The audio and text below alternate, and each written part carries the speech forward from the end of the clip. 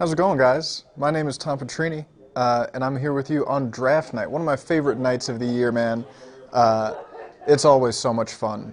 The NBA draft, these kids who have worked their whole lives, really, to get to this point where they can provide for their families, get paid to play this game that we all love so much. And the Spurs pick is rapidly approaching.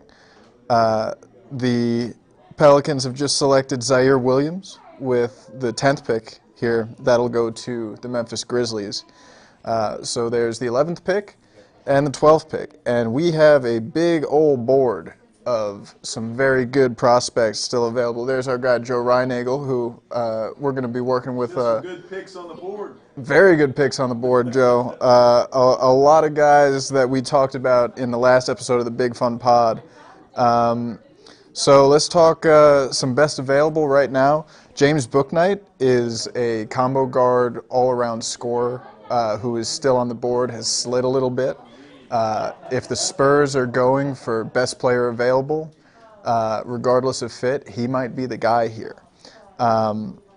If we're looking at more big guys that we talked about, Jalen Johnson available, Kai Jones available, Alperen Şengün available, and all of these guys have unique strengths and weaknesses, and it's really just a matter of preference.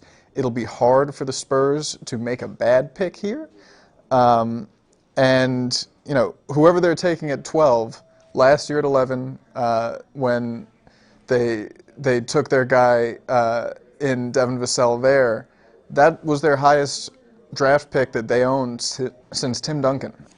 So the Spurs are not used to having this level of draft capital. There's a possibility that whoever they pick here is going to be traded elsewhere. There's been a lot of scuttlebutt about teams that have multiple picks later in the first round looking to consolidate those and move up. Could we see the Spurs pick here and then trade for a package of 16 and 18 from Oklahoma City, or a package of 19 and 21 from the New York Knicks? All remains to be seen. It's all very fluid, and that's what's so much fun about draft night. We are waiting on pins and needles here. Zaire Williams, that's a bit of a high pick. He was somebody who I was thinking, maybe if the Spurs trade back, they could, try to get him a little closer to 20. But that's the thing, is there's so much up and down in the top 10 here that we really don't know. It's kind of a crapshoot. There were mocks that had Kai Jones going as high as 11 to the Charlotte Hornets, who are on the clock, and there are some that have him dropping, out of the top 20. So I know a lot of Spurs fans are really high on Kai Jones. He's an explosive leaper and track star. 7-foot-tall track star out of University of Texas, Hook 'em. And I am sure that if he winds up in San Antonio, a lot of fans here will be happy. A bunch will probably be concerned about his questions about his floor. If he doesn't improve, then where is he at? I also find Alperen Şengün really interesting. I had him, lower on my board than a lot of these taller players, but that mainly came down to questions about size and shooting ability and fit. If the Spurs take him here, one, he might be among the best players on the board, and he dominated one of the best leagues in the world as an 18-year-old. Put up almost 20 points, 10 rebounds per game against grown men. And guys who do that when they're 18 years old typically don't wash out of the league. They're typically contributors. I think that the Jokic comparison is a little lofty, for sure.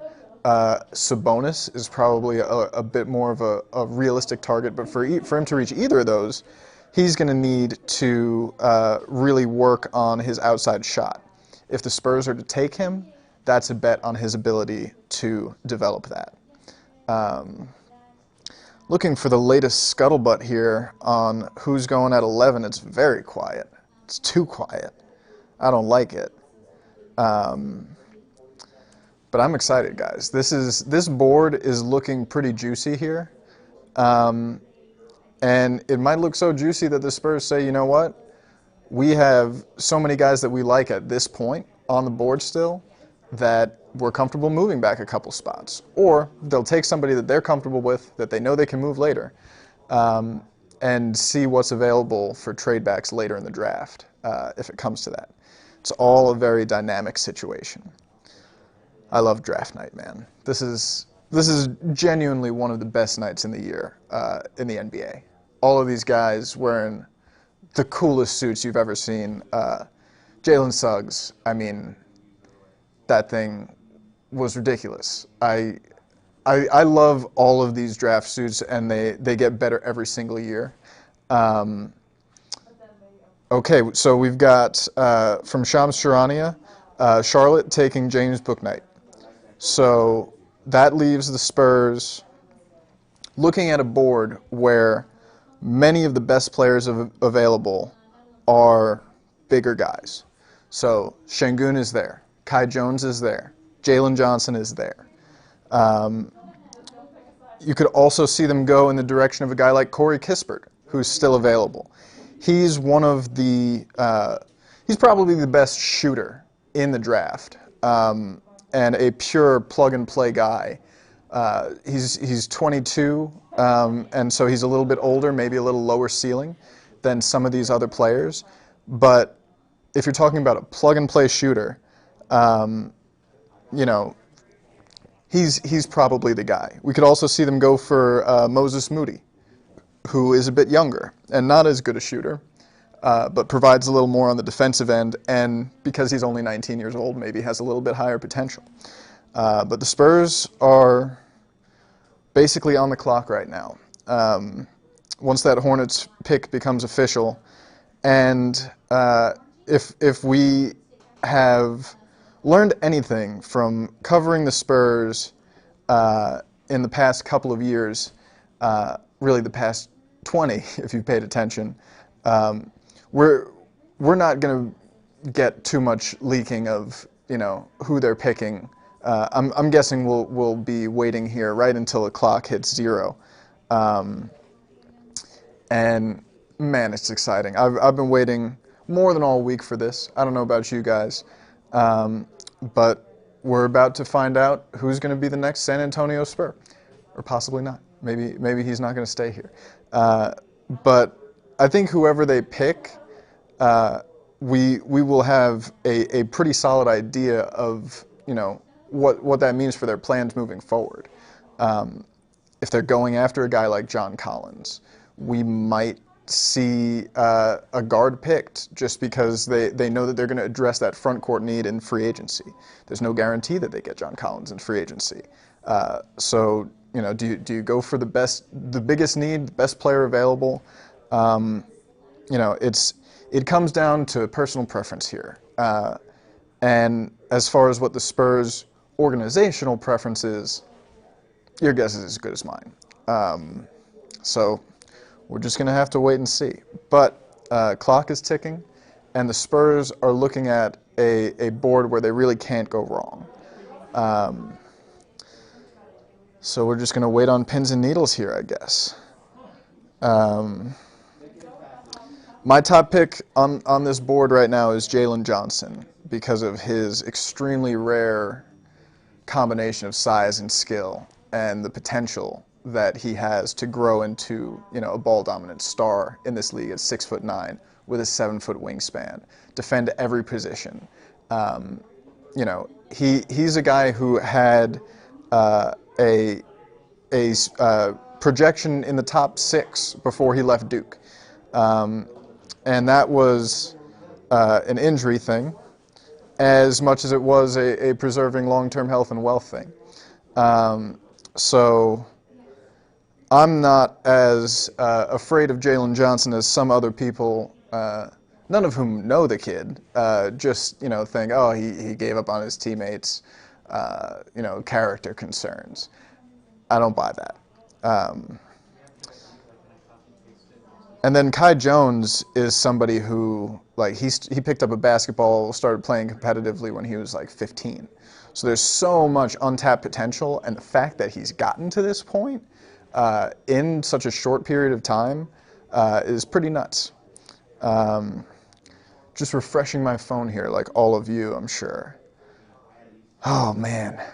Pins and needles. This is so much fun. Come on. Give it to me. Show me. I want to see it. Oh, God. Spurs tweeted they're on the clock. Yes, thank you. We were aware of that. Just refreshing the screen. Yeah, this is the Spurs are the one pick a night where even Woj and Shams, it's like, you know, the Spurs pick is in like a lead box that they can't see through with their X-ray vision. It's you kind of got to respect it, right? I mean, it's the Greg Popovich information war, and he's always winning it. So the fact that we at this point don't know who the Spurs are selecting, I think is pretty impressive. It's something they do every year. Oh man, this is exciting. Yeah, Franz Wagner and Josh Giddey were guys who we talked about, but went a little bit earlier in this draft. Giddey at 6 was a bit of a surprise, but I think he's going to be a great player in this league. I think Franz Wagner is going to be a very good player in this league and do a lot of things. And the thing that's attractive about both of them to me is their versatility. So we will see here who the Spurs select at 12. And we might not even get a Woj or Shamsbaum. It might be just old school. Clock hits 0 and we figure out who they took, which is just like the Pilgrims did it. This is the most agonizing 5 minutes of my life. I just like tell me who they're picking, please. Somebody give it to me. This is my brain in the information age. It's totally scrambled, but man, we are so close to learning who the Spurs have selected in the 2021 draft with the 12th pick, and who they'll add to this young core. I'm quite excited. We're getting right to the end here. This is incredible. We really might not know until Adam Silver opens that envelope and tells us. Nothing. Nothing yet. There's a minute left on the clock, and we have no idea. See if any other team during this draft process were waiting this long. I would bet that that's not the case. Still nothing. Still radio silence. My goodness, this is stressful. This is compelling drama. Josh Primo, according to Shams and Woj. That is the pick at 12, apparently. We're going to confirm it here. But Josh Primo, that is a pick that I did not really have in this range. So if that's the pick, I'll be a little bit surprised. Yeah, he was a guy who was really not on my radar as this high up. So we're going to see here in a second, but the pick might be Josh Primo.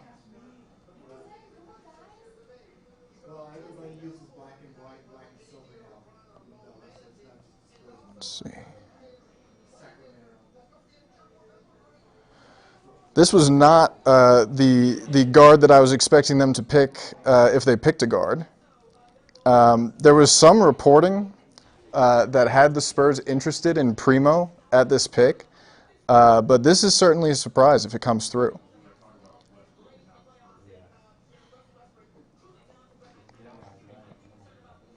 Last year at Alabama, Primo shot 38% from 3 on about 4 attempts per game. He averaged 8 points a game. Not much to talk about in terms of rebounding, assists, or blocks. Yeah, this is a surprise if it's Primo at 12.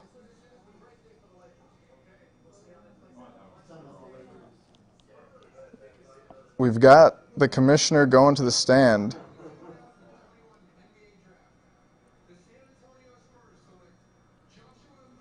Yeah, and it's Josh Primo.